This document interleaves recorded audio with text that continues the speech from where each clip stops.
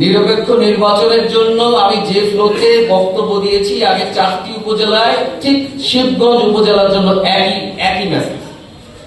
কেন? আমরা presiding officer, সহকারী প্রিজাইডিং অফিসার নির্বাচন, ইভেন পোলিং অফিসার নির্বাচনের ক্ষেত্রে অনেকগুলো ক্রাইটেরিয়া ফলো করেছি এবং আমরা মনে করি এই অফিসার দিয়ে ইনশাআল্লাহ আমরা 12 ফেব্রুয়ারি নির্বাচন তুলে আনতে সক্ষম পারবো কিনা।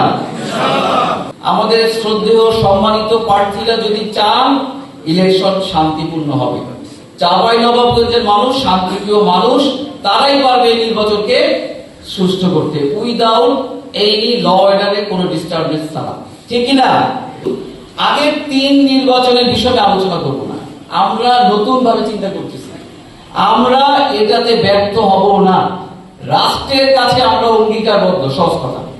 এবং এই নির্বাচন 26-এর নির্বাচন একটা মডেল ইলেকশন হবে। 2032, 2034 যত ইলেকশনে আসুক এই ইলেকশনের কথাটা আপনারা গর্ববোধ করবেন, আপনারা বিশ্বাস করেন এই নির্বাচন নিয়ে আপনারা গর্ববোধ করবেন ইনশাআল্লাহ।